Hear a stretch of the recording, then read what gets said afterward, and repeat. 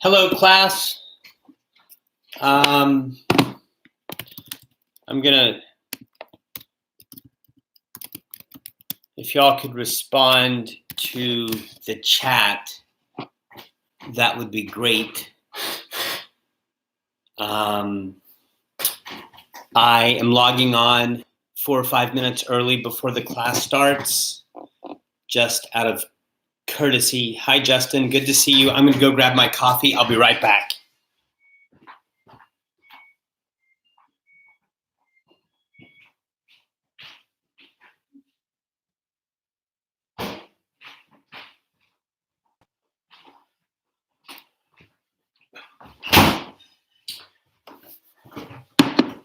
Okay, this is how this is going to work today. Hello, Ben, Brenda, Michelle, and Marissa. Great to see y'all. Here's how this will work today.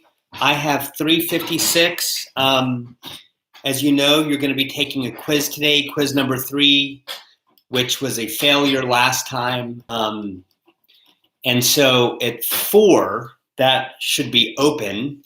And just go ahead and take the quiz. It should work this time, and it should be not too difficult, kind of like our in-class quizzes have been. And yeah, just go ahead and take the quiz on Canvas. You can keep YouTube up if you want, or you can go away and come back. And then at 15 after, I will probably start checking back in. Hi, Mason. Hi, Nathan. Hi, Joseph. Great to see y'all. I will, at 15 after, I'll probably assume that you're done with the quiz. But here's what I would say.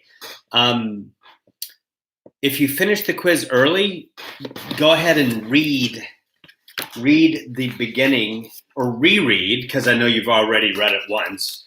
Reread the Nietzsche article in preparation for the class, because we're going to be discussing, at the very least, the first paragraph today. And it's an amazing paragraph. It might take us the entire class to get through that. So you're going to take a quiz. We're going to discuss Nietzsche, the Dionysiac worldview.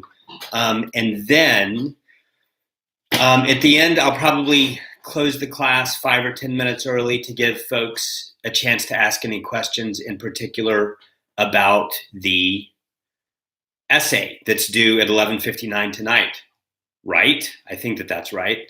Good to see Jared, Angela, and Michaela. Welcome. I've got 2 minutes till that the quiz on Canvas should be opening up in a couple of minutes, I hope. And so good luck on that. Does anyone have any questions right now? Hey, Terrell, good to see you. Does anyone have any questions right now about the quiz, about Nietzsche, about anything at all so far? I have 359. Hope everyone's well. Yeah. Good to be with y'all today. I must say it's nice to live stream from home. Where are y'all right now? Is anyone at home? Is anyone in your car? Is anyone on campus?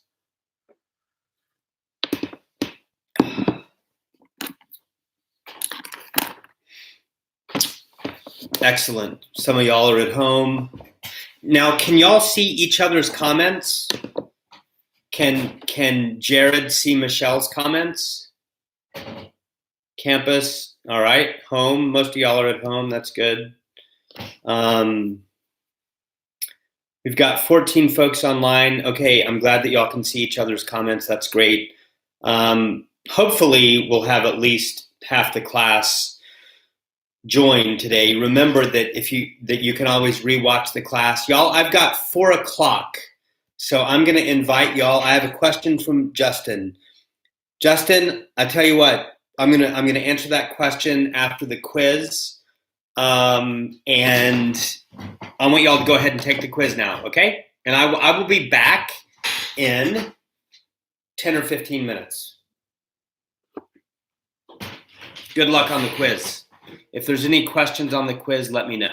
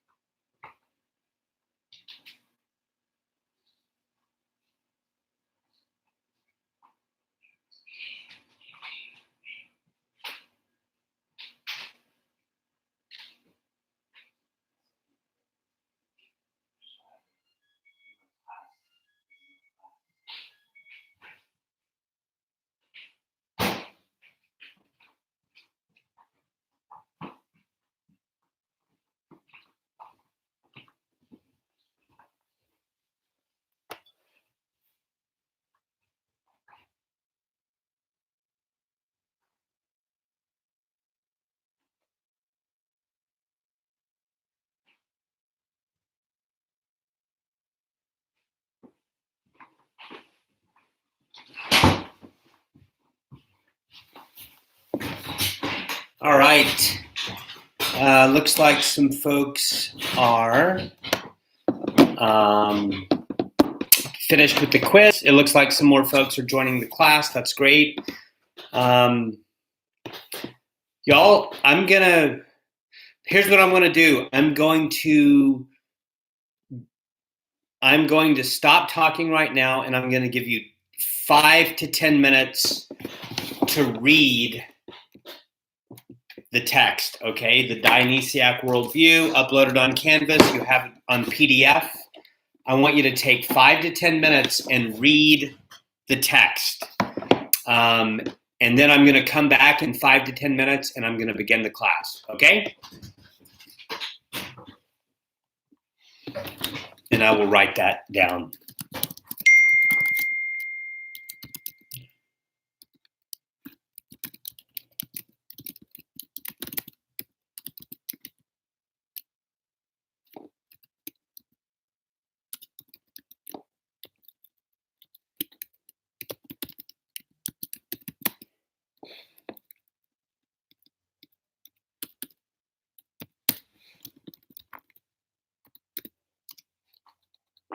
I want to say one thing, and that is that sadly, I think that there was a problem with one of the questions with number 3. And a couple of y'all have rightly figured that out. I'll address this in a minute. I have a plan for dealing with that. But go ahead and take 5 to 10 minutes and read the text. I will be back in 5 or 10 minutes. And the reason I'm doing this is just to make sure that everyone has time to finish the quiz. So please be reading the text for the next 5 to 10 minutes. Thanks.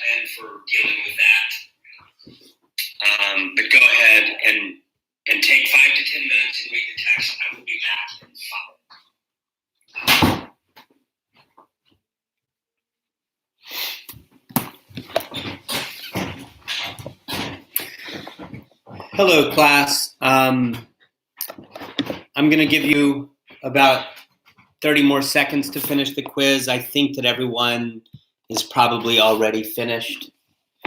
I'm going to give you 30 more seconds, and then we will get started discussing the Nietzsche text.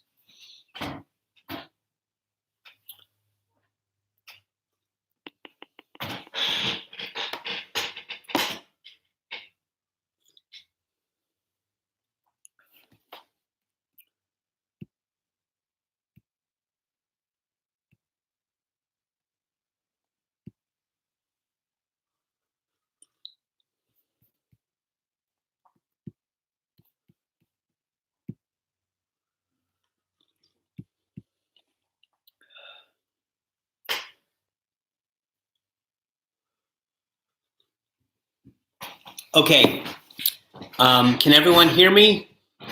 I think that there's a little lag on YouTube. I don't know if it's a 10-second lag or a 5-minute lag, but I know that there's something of a lag. Let me go ahead and begin now. And the first thing to say is that I think that there was a mistake on the third question on the quiz. I'm so sorry about that. I know how I'm going to handle that. Your quizzes are worth 18 points each. When I grade them on the basis of 3 points. So usually, like whenever I took your paper quizzes and graded them and handed them back to you, I gave you a 0 out of 3 or a 1 out of 3 or a 2 out of 3 or a 3 out of 3. But they're really, like in the grade book, they're worth 18 points. And so what I'm going to do is I'm going to just throw out question number 3, and I will make each of the remaining 2 questions worth 9 points each. So you will be able to get a 0 or a 9 or an 18 out of 18 points. Okay. I'm sorry about that, but that's what we're going to do, okay? Any questions about that? If there's any questions about the quiz, please let me know. We've got 23 students online. That's pretty good.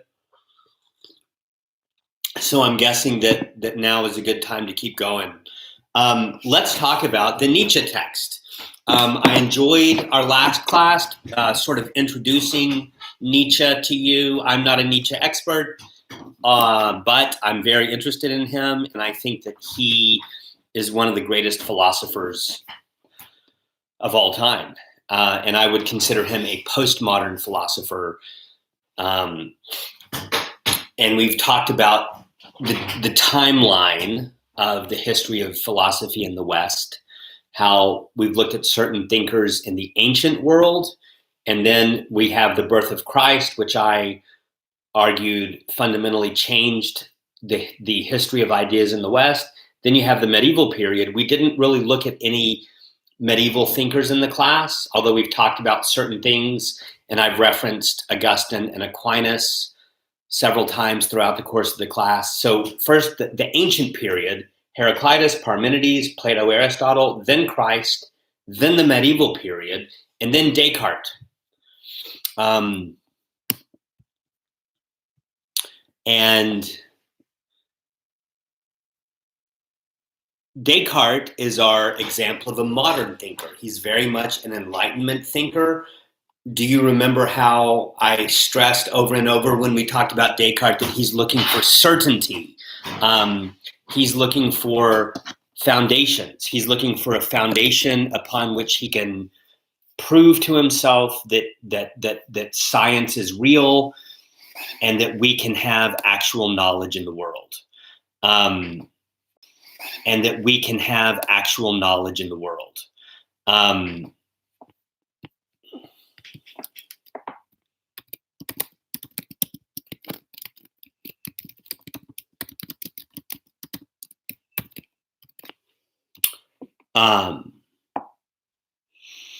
That's Descartes. Descartes is very much a modern thinker, but Nietzsche comes after Descartes and a lot of other thinkers, including Immanuel Kant, which I mentioned a couple of classes ago. And he is definitely a postmodern thinker, meaning that he is going to reject that Cartesian attempt to ground thought, to ground science in some sort of objective, certain, indubitable foundation. Okay, yeah, that's Nietzsche. He's a postmodern philosopher.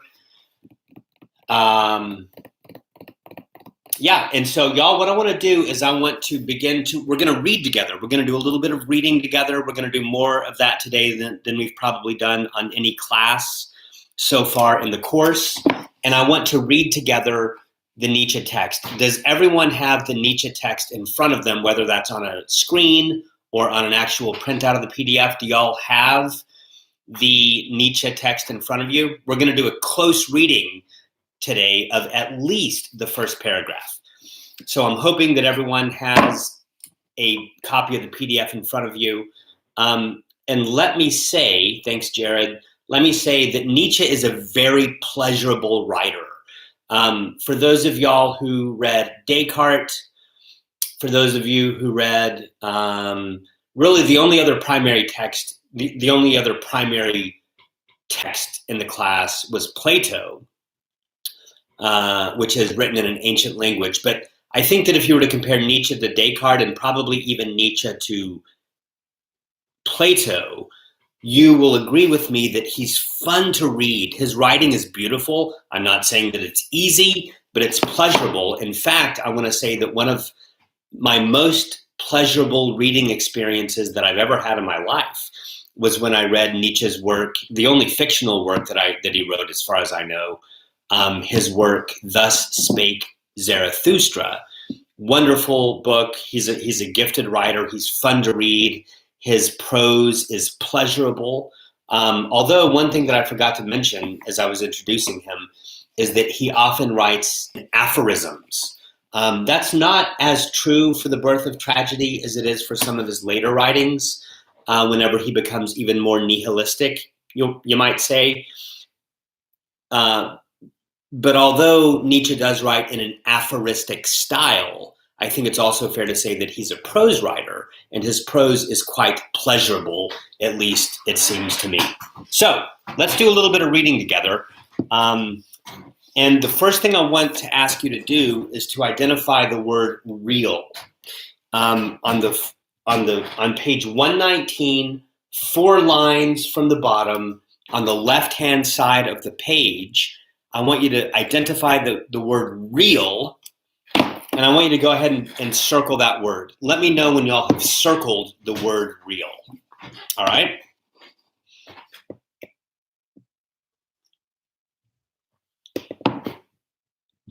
Let me know when you've circled the word real, and then I'm going to read that sentence. Great. Thank you, Megan. Okay, I'm going to read that sentence in which the word real pops up, because even before we start reading this paragraph, I want us to spend a little bit of time thinking about Nietzsche's conception of the real, and to think about that in relationship to Heraclitus and Parmenides especially, okay? So, good. I'm going to read that first paragraph, that sentence in which the word real appears. Thus, whereas in dream, the individual human being plays with the real, ... So the question is, how does Nietzsche conceive of the real? Or you might say reality. And if you think back to previous discussions in the class, I think that you can remember that one of the best ways to interpret a philosopher when they talk about the real or reality is to think in terms of materiality. You might remember when we have discussed the philosophically airtight dictionary, and we've also discussed the differences between, for example, a triangle on the one hand and a frog on the other. You might remember that I argued that even though a triangle does exist in thought, aka you can look it up in the philosophically airtight dictionary and find a definition for it, you've never actually seen a material triangle. You've never actually seen an immaterial triangle. every single triangle you've ever seen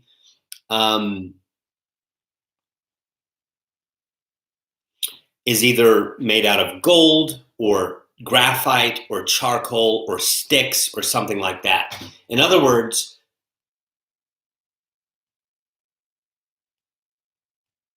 triangles in reality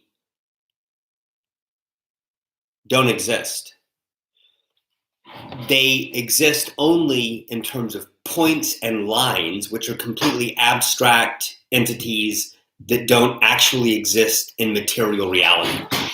A frog is different because you can look up a frog in the Philosophically Airtight Dictionary, and part of that definition is going to be the material out of which that frog is made.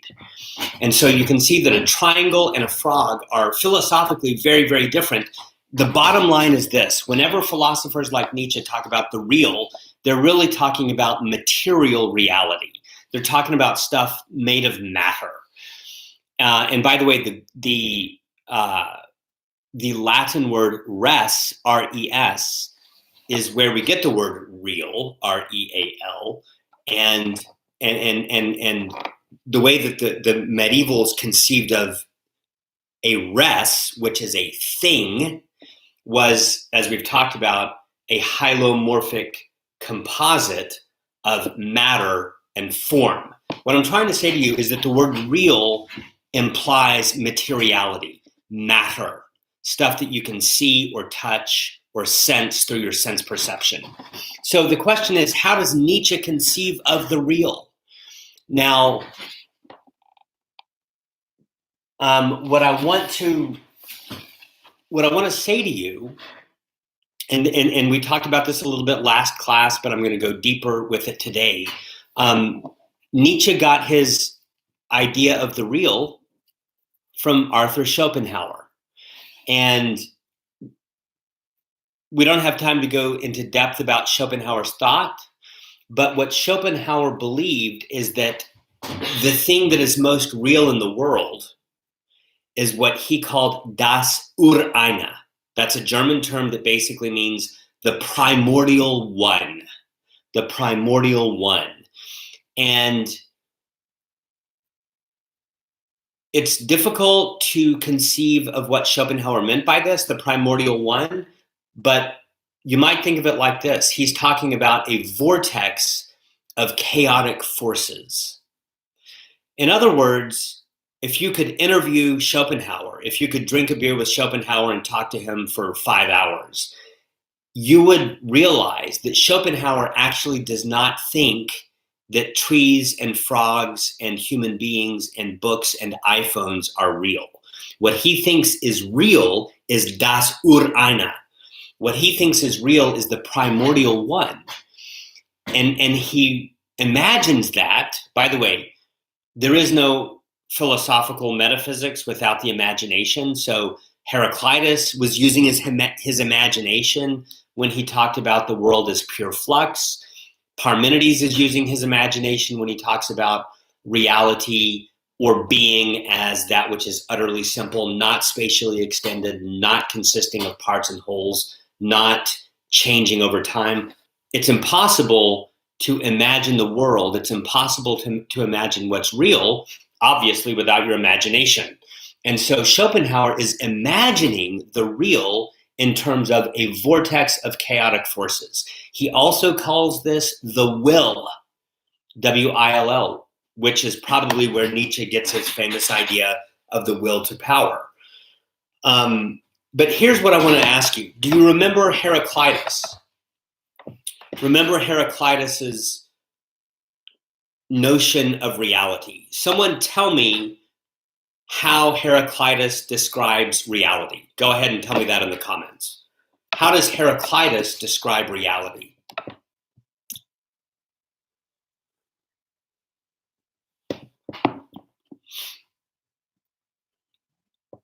And while I'm waiting for y'all to answer that, I'm just going to say, good, a blooming, buzzing confusion. Jared, that's right.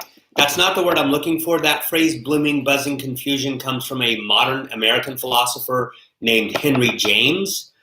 And it's an awesome phrase. That's why I use it. And I can tell y'all all remembered it. but what is the term that Heraclitus actually uses? I described it as a blooming, buzzing confusion. Grayson, good job. Flux. Good job, Jared. Flux. That is the word that Heraclitus uses to describe the world, that which is real. Flux. Now, let me ask you a true or false question, okay? When Heraclitus describes flux, here's my question. Does he say that reality is one or many? Does he say that reality is one thing or many things? And I'm going to give you a hint. The hint is the bottle of vinaigrette salad dressing. The bottle of vinaigrette salad dressing. Does Heraclitus conceive of reality as one thing, or lots of different things? Which one? It's kind of a trick question. Jared is correct. Jared is correct. It's one thing. Yeah, Jared, most of y'all are guessing many. It's actually one, because remember, this is why we talked about the jar of vinaigrette salad dressing. Remember that vinaigrette salad dressing? Pretend like this is a jar of vinaigrette salad dressing. What happens is that I think it's the oil in the salad dressing settles to the bottom, and then the water sort of settles at the top. So what you have to do is you have to shake that bottle of vinaigrette salad dressing, right, to get it all mixing up. And that's sort of how Heraclitus viewed the world. The world is a blooming, buzzing confusion of swirling change. And everything is flowing in and out of each other. Everything is floating in and out of each other. You'll remember the YouTube picture of the static television screen from the 1970s, like I remember growing up in the 1970s. You can't even point to individual things. By the time you point to it, it's gone. So it's not the case that for Parmenides, reality consists of two things, one, two. No, you can't even point to things. You can't count. There are no boundaries that separate this thing from this thing. Therefore, it makes more sense for him just to say it's one. It is one blooming, buzzing confusion. But what I want to say to you, what I want to say to you is that's what Schopenhauer means by the primordial one. Yes, it's a vortex of forces, but it's not like you can identify this force from that force. It's just a swirling whirlpool of chaos, but it's one thing, okay? And again, the phrase that Schopenhauer uses to describe this primordial one is will, the will. Okay? But I wanted to make that point that for both Heraclitus and Schopenhauer, it's one thing. Das Ureine, the primordial one. Okay? Yeah. Now, any questions about that? So the question is, how does Nietzsche conceive of the real?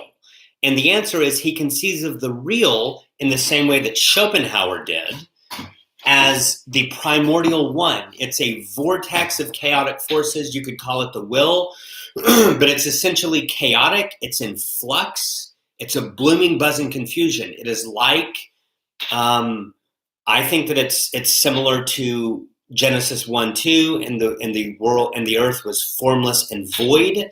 It's a vacuum of chaos. Okay. Yeah. So Nietzsche does not think that the world is orderly. He does not think that the real is actually intelligible. He doesn't think that male and female are two real things that actually exist objectively. He doesn't think that leaves, that a maple leaf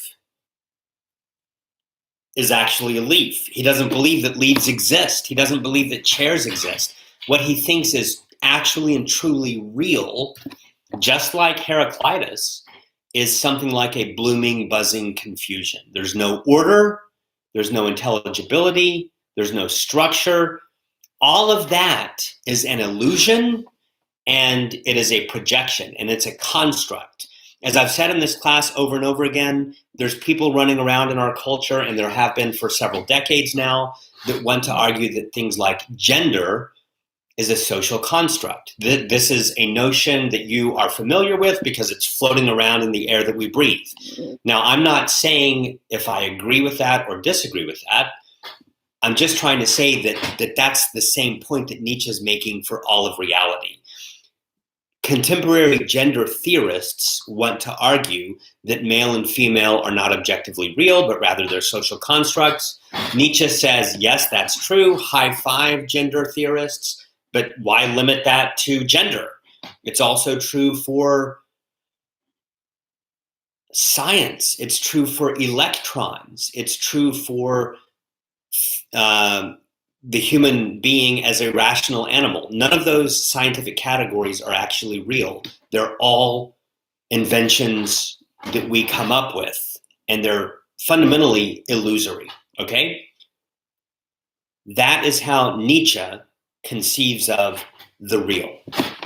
Now, if there's no questions about any of that, what I want to do now is I just want to start reading the paragraph, okay? I want to start reading the paragraph together on page 119.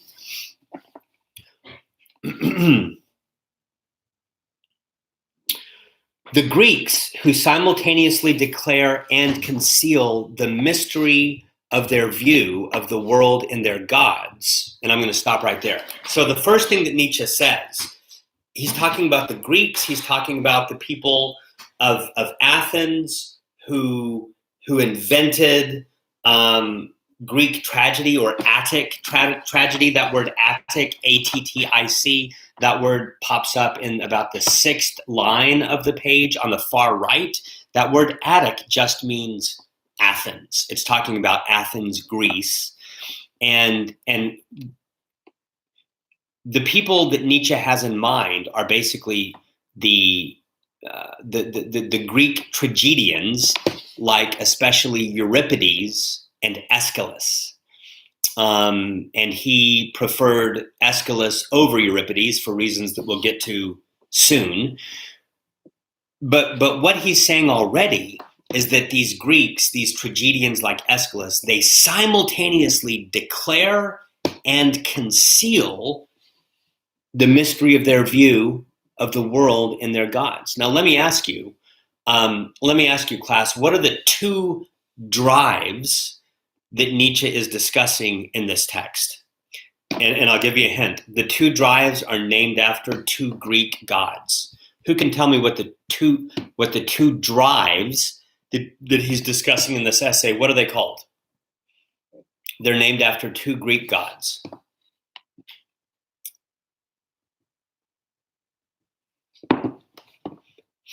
Because Nietzsche is, that's right, Jared, Apollonian, not Apollon, but Apollonian and Dionysian or Dionysiac good. So so those are the two forces, the Apollonian and the Dionysian, okay? Now let me ask you, when Nietzsche says that the Greeks simultaneously declare and conceal the mystery of their view, which of those two forces does the concealing? Does Apollo conceal their view, or does Dionysius conceal their view?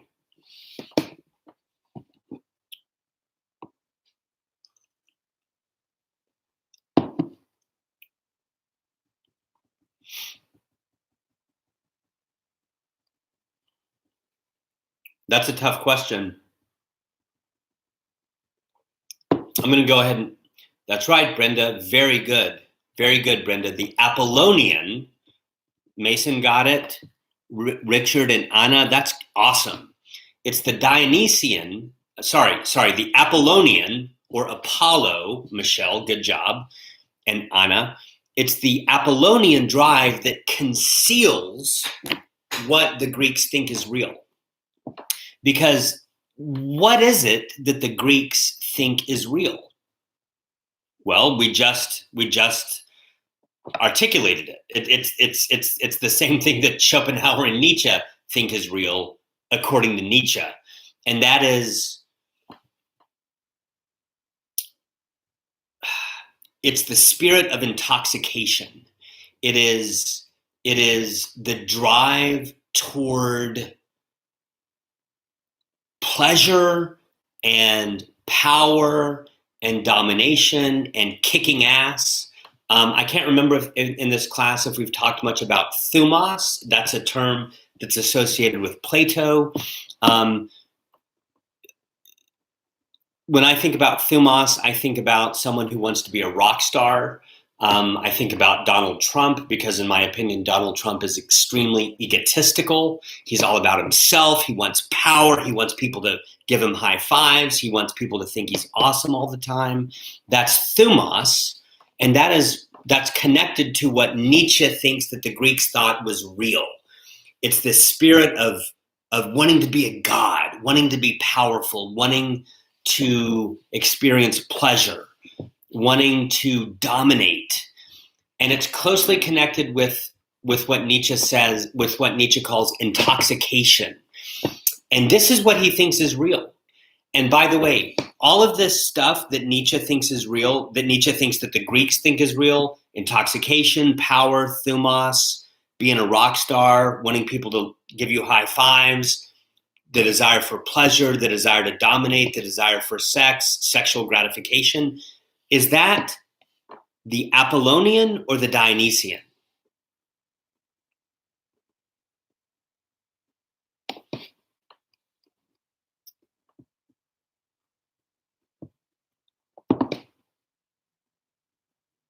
That's right, Megan. It's the Dionysian. Good job, Jared. See, there's these two forces, and Nietzsche calls them the two principles of art. And by the way, they're put in dialectic. We're going to get to that in a minute. Dialectic is one of the main themes of this class. Nietzsche thinks that there's these two forces that come together to make good or compelling art. There's the Apollonian and there's the Dionysian. But Nietzsche thinks that it's the Dionysian that's actually more real, or somewhere he says that it has a certain dominance.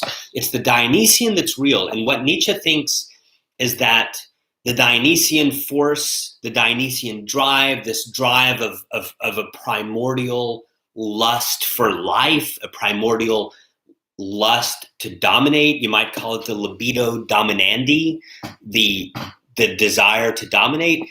Nietzsche says that this is something that came into Greece, something that came into Europe from Asia. It's very interesting. Nietzsche imagines, and this is pretty typical of modern philosophers in the modern era. Nietzsche thinks that much of European culture actually comes from Asia. Plato and Aristotle thought that it came from Africa or Egypt, but Nietzsche is sort of obsessed with the Middle East and with Asia. And that's why his book, the book that I referenced earlier, is called Thus Spake Zarathustra.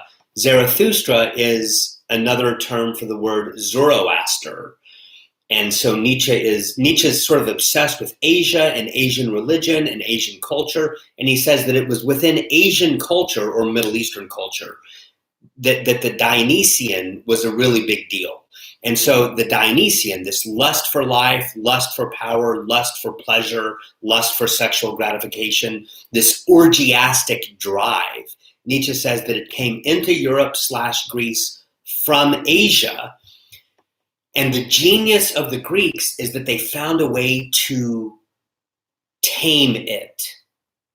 The Greeks found a way to harness this unbelievably powerful and primordial impulse. They found a way to harness it and to be able to live with it. Nietzsche thinks that this power, this primordial drive, the Das Ureine, it's so strong that basically no one can handle it.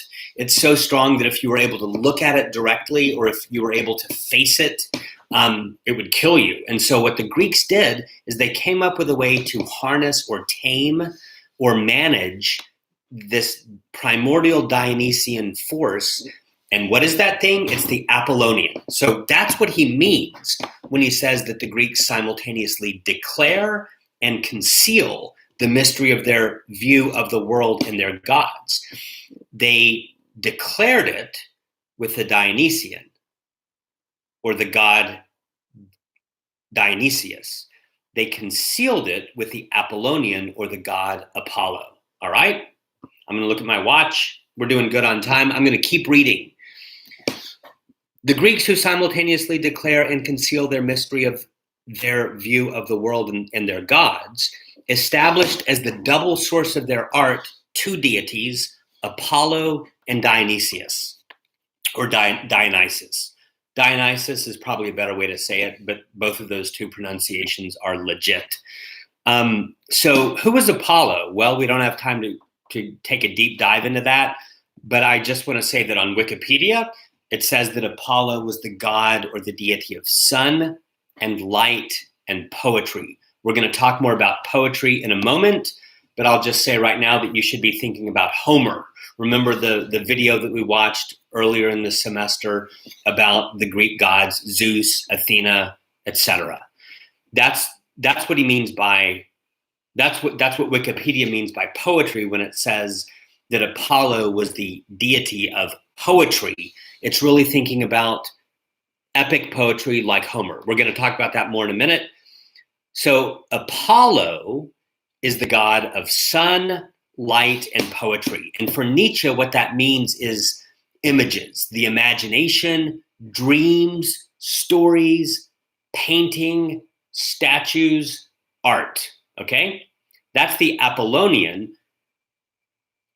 Dionysus, or Dionysius, he was the god, the deity of pleasure, wine, intoxication, sex, orgies, and you could say illicit drugs. You could say the psychedelic. You could say that he's the deity of marijuana and LSD. That's Dionysus. Okay. I'm going to keep reading. In the realm of art, these names represent stylistic opposites. Okay, so I'm going to pause right there and just say that Nietzsche is putting two things in dialectic. We've talked about dialectic a whole lot. We've talked about how both Plato and Aristotle took Heraclitus and Parmenides and put them in dialectic. We see Nietzsche doing the same thing. In the realm of art, these names represent two stylistic opposites which exist side by side in almost perpetual conflict with one another. That word conflict is important. Nietzsche is what you could call an agonistic thinker. That the word agon in Greek, agon, means struggle or conflict. So I think that if you think about Aristotle and how he put various thinkers into dialectic, Aristotle would not conceive of that as a violent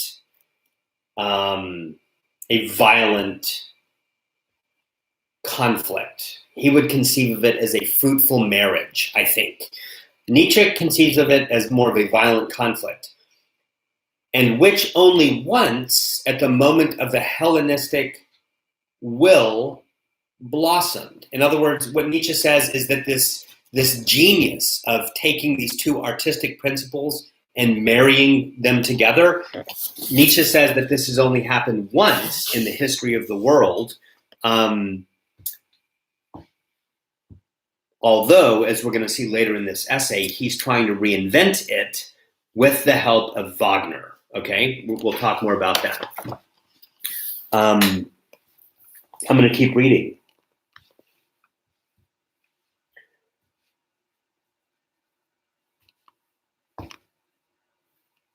It appeared only once at the moment when the Hellenic will blossomed, appeared fused together in the work of art that is Attic tragedy.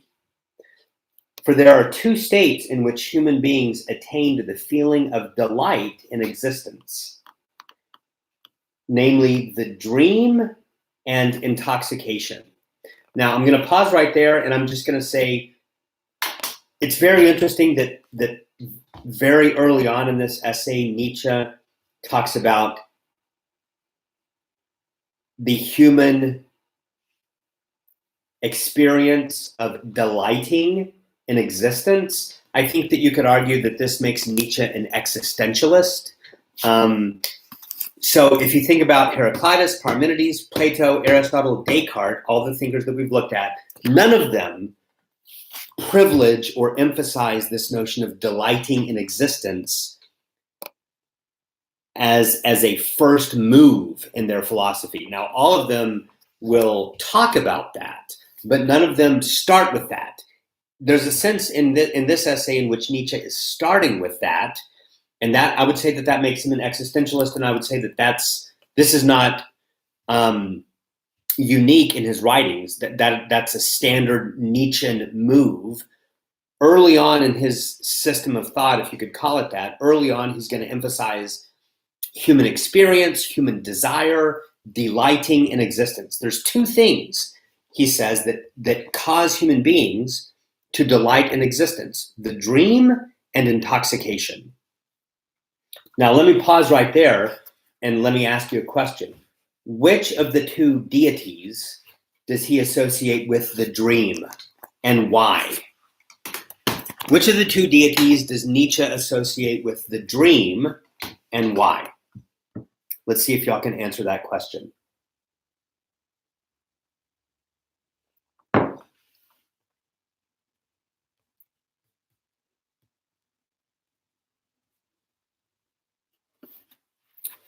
Is Apollo or Dionysus associated with the dream, and why?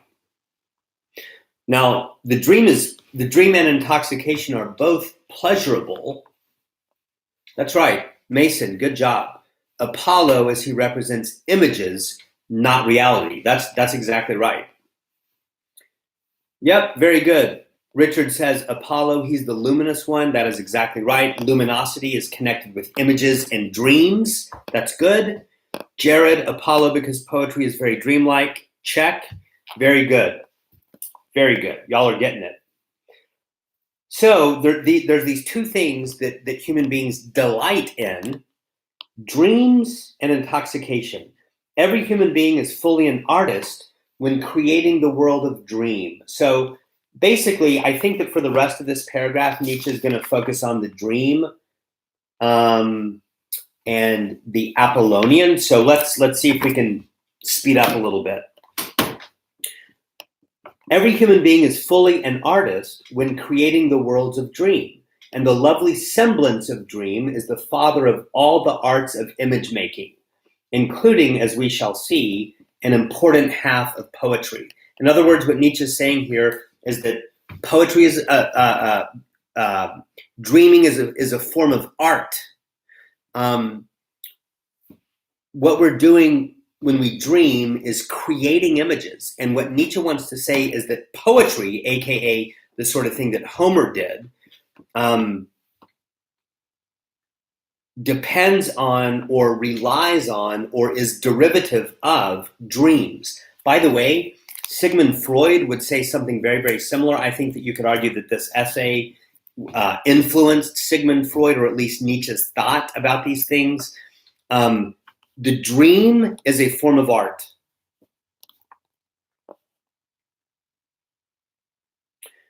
And the lovely semblance of dream is the father of all arts of image making, including, as we shall see, an important half of poetry. Again, poetry means epic poetry. He's thinking about Homer and Hesiod. He's not thinking about what we could call lyric poetry.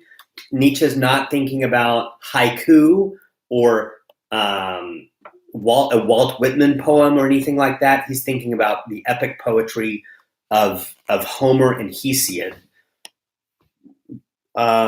Sometimes I like to talk about Tolkien. If anyone has ever read Tolkien, The Lord of the Rings, or maybe even seen those movies, that's kind of a good example of an epic genre. And that's the sort of thing that Nietzsche has in mind here. He's talking about stories about the gods, okay? I'm going to keep reading. We dream with pleasure as we understand the figure directly. All forms speak to us. Nothing is indifferent or unnecessary. Yet even while this dream reality is most alive, we nevertheless retain a pervasive sense of its semblance. Only when this ceases to be the case do the pathological effects set in, whereby no dream enlivens and the healing natural energy of its states ceases. I'm not going to elaborate on that sentence. Within that boundary, however, within the boundary of somehow being aware in some sense that the dream is not reality, within that boundary, however, it is not just the pleasant and friendly images, it's not just the pleasant and friendly images in us, which we seek out with that complete sense of comprehension. Even things that are grave, sad, gloomy, and dark are also contemplated with just as much pleasure, always provided that here too the veil of semblance is in fluttering movement and does not completely cover up the basic forms of the real. So when we dream, even the scary stuff, even the dark stuff, the sad stuff, the gloomy stuff, Nietzsche is saying that even that is pleasurable.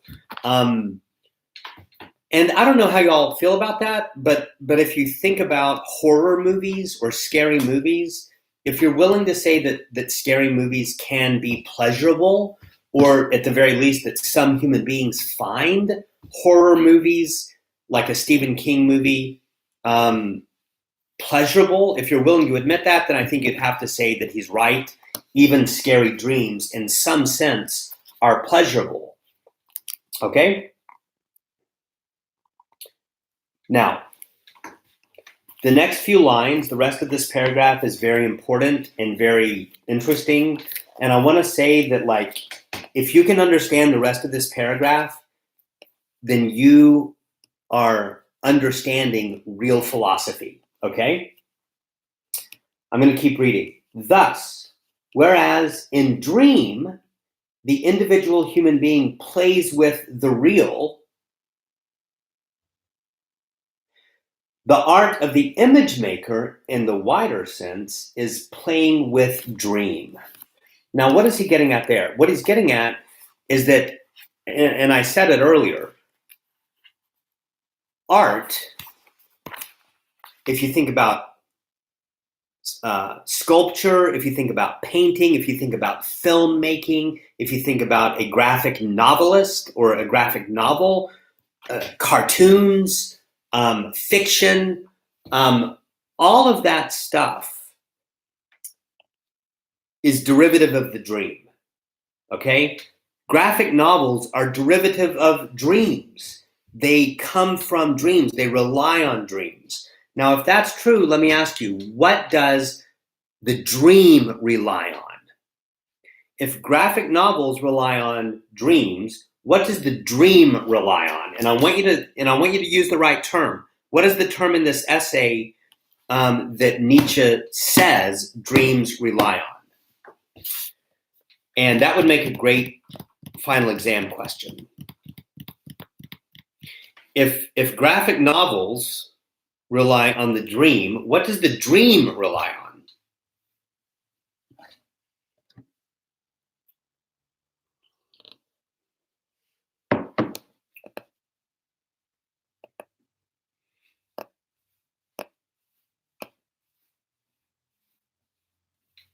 It's a tough question.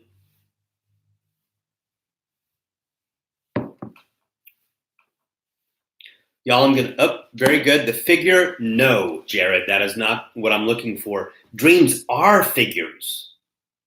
Dreams are images. A figure and an image in Nietzsche's terms are the same. It is not art. It's not images. Y'all, dreams are art.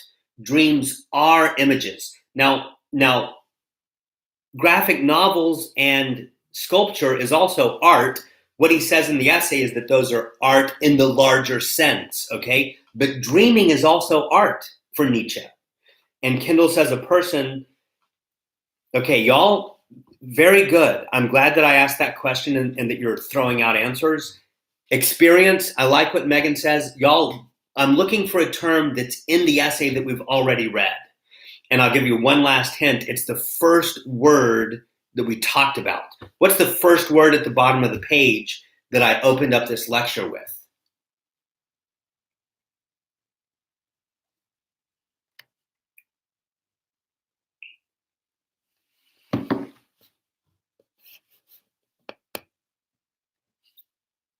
That's right, Megan.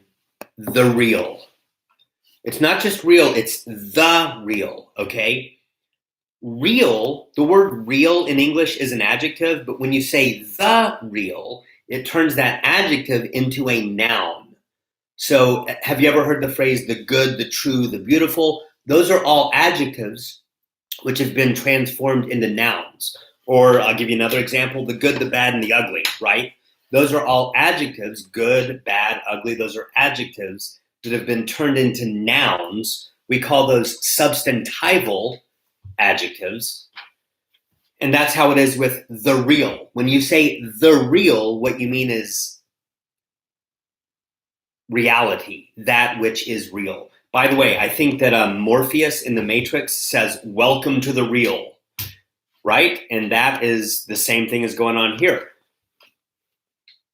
You're correct. Nietzsche says that a graphic novel and sculpture and filmmaking, all of that art relies on the dream, but the dream in turn relies on the real. And what is the real? It's this blooming, buzzing confusion. It is das Ureine. It's flux. It's the chaos of life, the chaos of reality, okay? I'm going to keep reading. As a block of marble, the statue is something very real. So blocks of marble, Nietzsche is saying, are real. Now, I think that if you were to press him, he would have to admit that even blocks of marble are something that human beings construct and invent. But for the purposes of his schema here, what he's saying is that the block of marble is sort of like the baseline reality. The image, aka the dream, works on the marble. But the reality of the statue as a dream figure is the living person of the God. Man, I'm going to reread that sentence. As a block of marble, the statue is something very real. But the reality of the statue as a dream figure is the living person of a God. That is a crazy, haunting sentence. This is a good example of why I like Nietzsche, because his imagination is on fire.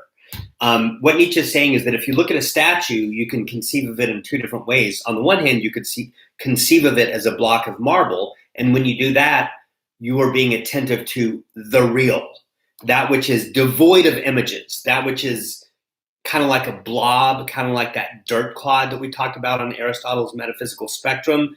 It's the real. It's not. It doesn't have form. It doesn't have design. It doesn't have structure. It's not beautiful. It's just a block of rock. That's the real. So when you look at a statue, and I just happen to have a statue here. Imagine that this statue is made out of marble. When you look at a statue, you can imagine it as marble, in which case that's the real, or you can see it as a god.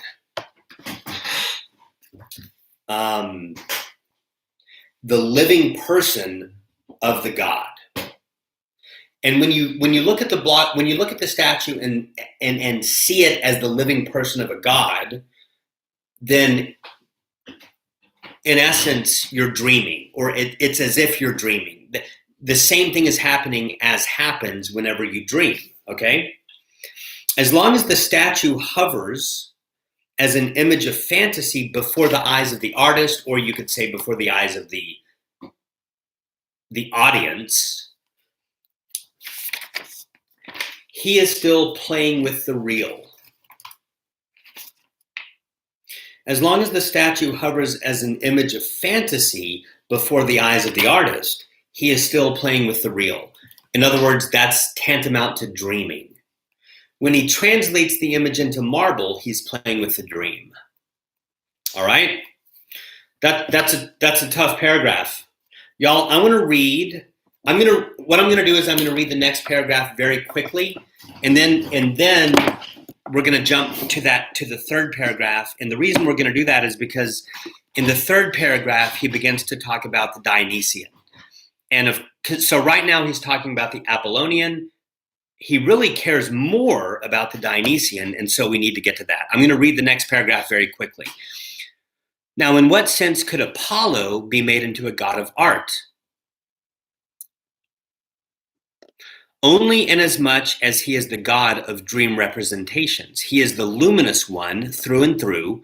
At his deepest root, he is a god of the sun and light who reveals himself in brilliance. Beauty is his element, eternal youth his companion. But the lovely semblance of the world of dreams is his realm too. The higher truth, the perfection of these dream states, in contrast to the only partially intelligible reality of the daylight world,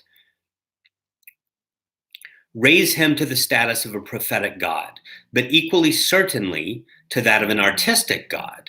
The god of lovely semblance must be the god of true knowledge as well. But the image of Apollo must also include the delicate line, this is important, must include the delicate line which the dream image must not overstep if its effect is not to become pathological, in which case the semblance does not simply deceive but also cheats. Y'all, there's a lot that I could say about that sentence, but I just want to draw attention to this word of this notion of a line, because one of the things that's important in this discussion is the principle of individuation, this idea that the cup has a boundary line that by which we can say that it's not flowing in and out of my glasses. Remember how Heraclitus thinks that everything's flowing in and out of each other? Well, the reason why one might argue that that's not the case is because, look, there's a line. The cup has a line. All material objects, for someone like Aristotle, have a limit. And that limit is a limit of the matter, the material out of which the thing is composed. That's called a limit. It's the principle of individuation. It's associated with matter.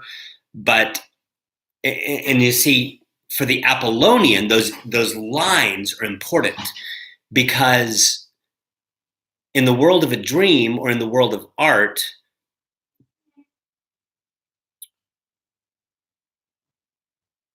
one is imagining individual things. There's the fairy, and then there's the godmother. There's the knight who kills the dragon. But the knight is not the dragon, and they're not flowing in and out of each other. The knight is one thing, the dragon is something else. So you see, all of that presupposes the principle of individuation, and that's a big deal for Apollo, okay? I'm going to skip down to the third paragraph, and we're going to start talking about the Dionysian. And I tell you what I'm going to do. What I'm going to do is I'm going to read this third paragraph. We will pick up with the Dionysian next class. And then I'm going to take the last 5 minutes of this class and entertain any questions that y'all have about the final essay, okay? I'm going to read this next paragraph on page 120 and 121. Dionysiac art, by contrast, is based on play with intoxication, with the state of ecstasy. There are two principal forces which bring naive natural man to self-oblivion of intense intoxication, the drive of spring and narcotic drink. Their effects are symbolized in the figure of Dionysus. In both states, the principium individuationis, the principle of individuation, is disrupted. So you see, in the Dionysian realm, everything is flowing in and out of each other. All is one, kind of like for Heraclitus. Or kind of like last time, I think we talked about if you've ever been to a rock concert and you have this feeling that you're just connected with the musicians and all of the other people in the audience. That's what we're talking about here. The principle of individuation is disrupted. Subjectivity disappears entirely before the erupting force of the general element in human life. indeed of the general element in nature. And if you were paying attention to that last sentence, you can see there that Nietzsche is sticking it to Descartes. In other words, he just threw Descartes under the bus because he's saying that in the Dionysian, there's no such thing as the individual subject. Remember, that's how Descartes defines the human person, okay? Not only do the festivals of Dionysus forge a bond between human beings, in other words, all human beings merge into one, not only that, they also reconcile human beings and nature. So not only are you one with all other human beings, you're also one with nature. Freely the earth brings its gifts. The fiercest beasts approach one another in peace. The flower-decked chariot of Dionysus is drawn by panthers and tigers. All caste-like divisions which necessity and arbitrary power have established between men disappear. The slave is a free man.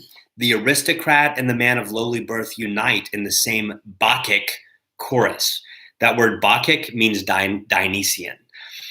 So what he's talking about there is kind of like if you've ever been to Brazil, the carnival is like they have in Brazil, where the king suddenly takes the place of the slave, and the slave gets to be king for the day, and all the social roles are reversed. That's the kind of thing that he's talking about. In ever-swelling bands, the gospel of universal harmony, notice that there's an image from music there. The gospel of universal harmony rolls on from place to place. As they sing and dance, human beings express their membership of a higher, more ideal community. They have forgotten how to walk and speak. It's as if everyone's drunk. It's as if everyone's high. Yet it is more than this. They feel themselves to have been transformed by magic, and they really have become something different. Just as the animals now talk and the earth gives milk and honey, something supernatural now sounds out from man. He feels himself to be a god. That which had previously lived only in his imagination, he now feels in his own person. What does he now care for images and statues? Man is no longer an artist. He has become a work of art. Man himself now moves with the same ecstasy and sublimity with which, in dream, he once saw the gods walk. It's as if in the Dionysian realm, human beings become gods. The artistic force of nature, not that of the individual artist, reveals itself here. A nobler clay, a more precious marble is kneaded and chiseled here, the human being. This human being whom the artist Dionysus has formed now stands in the same relation to nature as a statue does to the Apolline artist. I hope that you find that interesting. I certainly do. We will pick up next class with the discussion of the Dionysian. Y'all, please read the text. I want you at least to read the first section, to go through the first section. Actually, I want you to read through the first two sections for next class. I want you to get up through page 129, and we will pick up next class, and we will get through section 2 next class. Do y'all have any questions about the final essay, which is due tonight? It's due tonight at 11:59. Some of you have asked questions already. I think someone asked a question earlier in this class. I want to take any questions that you have right now about the final essay.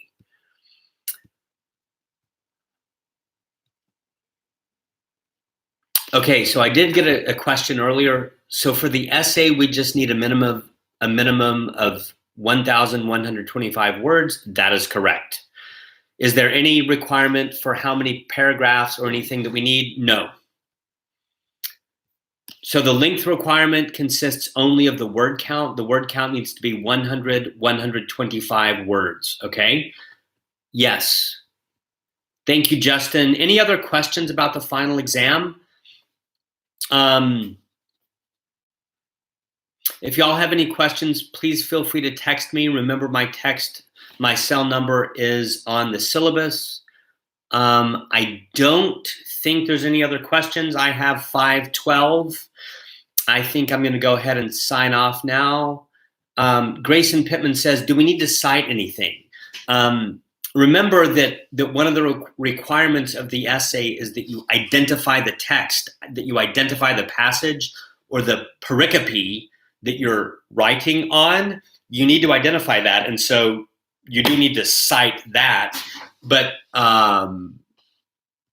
Grayson, you're probably asking about like other resources like secondary materials and stuff like that. It is not a requirement that you cite any other materials. Is there any format? Bartina, no. There's no format other than the assignment itself, what I've listed in the syllabus, and also what I helped you with in your pre-essay exercise, okay? Yeah. Benjamin, do you want it in any particular style? No. Don't worry about APA or MLA. You're free to do that, but that is not a requirement of the paper. Kendall has a question about the quiz. Yeah, Kendall, I'm going to hold off on that because there's 1 or 2 people who are still needing to take the quiz and they're going to turn it into me on email. So I'm not going to entertain your question about the quiz right now. When will it be graded? I think that I will, I need a few days to get the quiz graded, okay? Y'all, I'm gonna sign off for now. Good luck on the final essay. If you have any questions, please email or text or call. Good luck.